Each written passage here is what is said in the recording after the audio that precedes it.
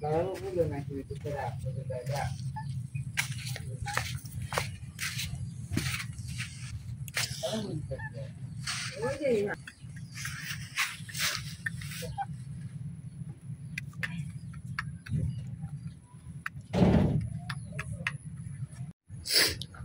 আলাইকুম, আশা করি সবাই ভালো আছেন। এই যে আমার হাতে দেখতেছেন আলু আর বেগুন। আজকে নেত্রকোনার একটা বিখ্যাত তরকারি রান্না করাম, সেটা হচ্ছে আলু বেগুন শুটকি দিয়া। এটা কিন্তু আমাদের এলাকায় সবাই খায়। এখন আপনারা আমার সাথেই থাকেন, দেখতে থাকেন আমি কিভাবে বেগুন আর আলু দিয়ে শুটকি দিয়ে রান্না করবো। বেগুন আর আলু দিয়ে রান্না করার লাগে আমি কিন্তু এই যে চান্দা শুটকি নিছি। শুটকিগুলা কিন্তু কাটতে নেওয়া লাগবো, কাটাগুলা ফালাই নেওয়া লাগবে।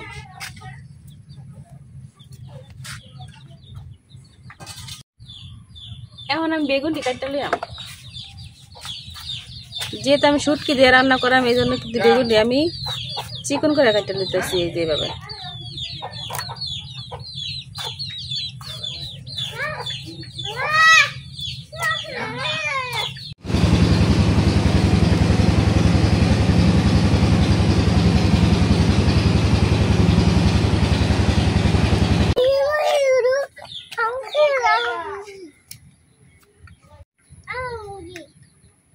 খাওন দিছ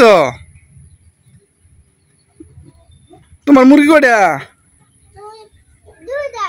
তুই একটা দেখা যা।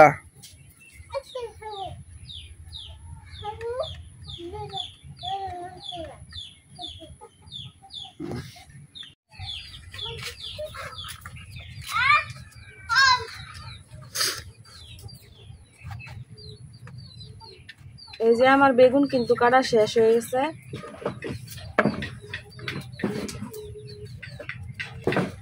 এখন আমি আলুটি কাটতে লিয়াম, আর বেগুন কাটতে সাথে সাথে কিন্তু পানিতে দিতে হবে, না কিন্তু বেগুনটা কালো হয়ে যাইব।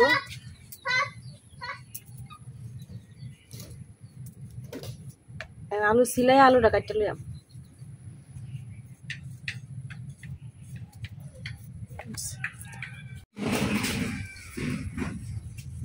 আমি আলুটাও কিন্তু চিকন চিকন করে কাটতে নিতেছি।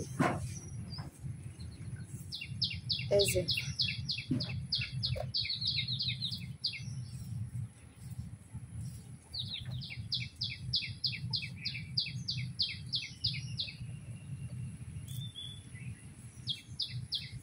এখন এই আলুটা এমনি কাটতে লিয়াম।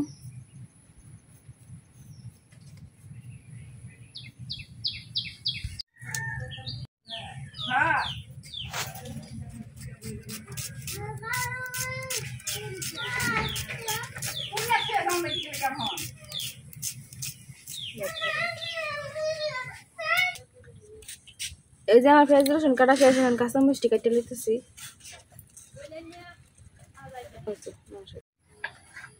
এখন আমি শুটকি কাটতে লিয়াম। চান্দা মাছের শুটকি কিন্তু মাথার মধ্যে পাথর থাকে, এর লাগে কিন্তু আমি মাথা ফালাই দিতেছি আর এই কাটাগুলা ফালাই দিতেছি।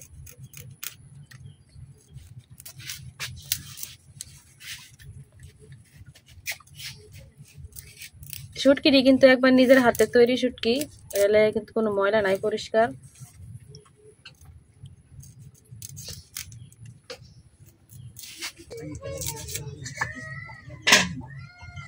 এই যে আমার শুটকিটি কিন্তু কাটা শেষ। আমি কিন্তু সবগুলো শুটকির মাথা কাটা সব ফালাই দিছি।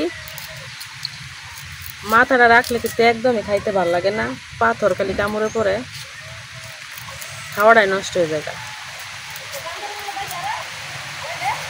এই যে শুটকি গুলো কাটা শেষ। এবার আমি এটি পরিষ্কার করে লবণ দিয়ে গরম পানিতে ধুয়ে নিলাম। আমি চুলা দৌড়াইয়া কড়াইটা কিন্তু বয়াই দিছি, এখন কড়াই তেল দিলাম।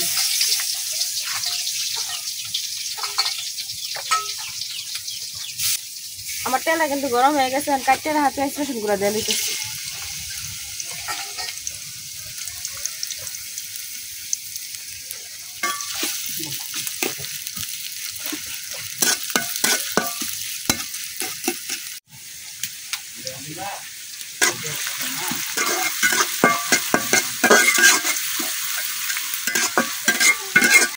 এই যে আমার পেঁয়াজ রসুন কিন্তু ভালো হয়ে গেছে। এখন এই জায়গাটা আমি একটু পানি দিলাম।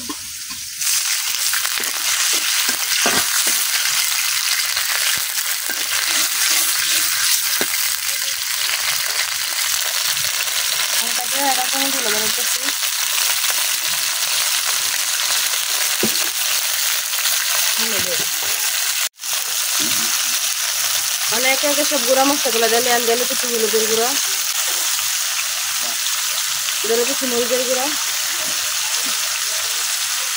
দিলে কিছু ধনিয়ার গুঁড়া,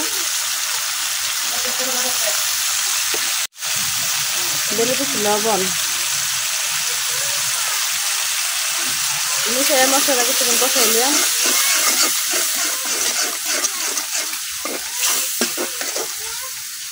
এখন দিয়ে দিলাম কাঁচা আর শুটকি।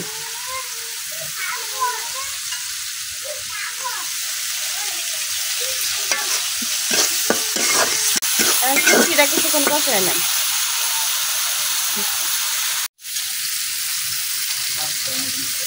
আমার মশলাটা কিন্তু কষানি হয়ে গেছে। এখন আমি এর মধ্যে কাটতে রাখা আলু বেগুনগুলো দিয়ে নিলাম।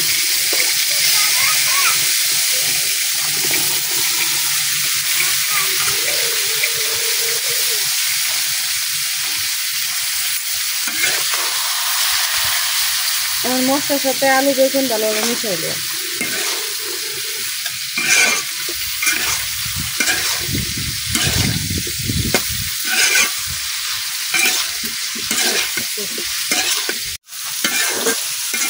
এই যে মশলার সাথে কিন্তু আলু বেগুন খুব ভালোভাবে মিশানো হয়ে গেছে। এখন আমি ডাইটটা কিছুক্ষণ কষাই দিলাম।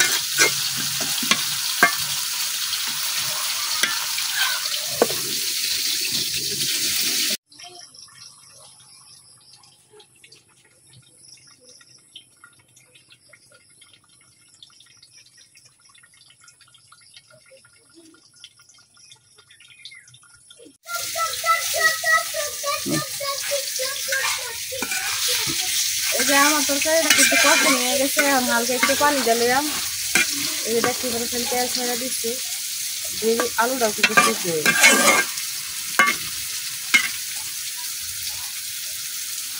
বেশি পানি দিতে আমরা অল্প একটু পানি দিলাম, যেহেতু শুটকি তরকারি শুকনা শুকনাই থাকবো, লবণ রাখবো।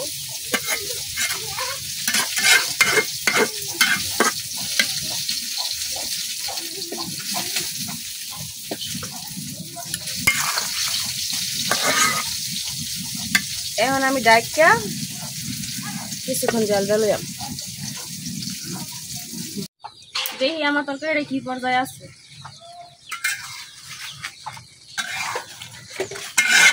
এই যে আমার তরকারিটা কিন্তু প্রায় হয়ে গেছে। এমনি আলু বেগুন শুটকি দিয়ে যদি তরকারি রান্না করা হয় তাহলে কিন্তু অনেক ভালো লাগে খাইতে, পেট ভরে ভাত খাওয়ান যায়। আর আমরা গ্রামের মানুষ এমনিতেই শুটকি, চেপা শুটকি, শীতল এগুলো অনেক পছন্দ করি। মাছ মাংস চাইতে কিন্তু শুটকিটাই বেশি পছন্দ করি। এখন এই যে এই ঝুলটা আর একটু শুকাইলেই আমার তরকারিটা কিন্তু হয়ে যাবে। এখন আর একটু জাল করে নিলাম।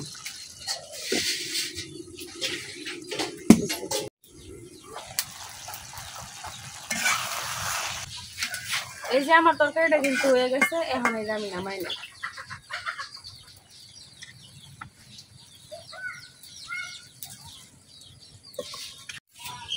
দেখতেই তো পারতেছেন আমার তরকারিটা কতটা মাখো মাখো হয়েছে। বেশি ঝুলও না আবার বেশি শুকনাও না।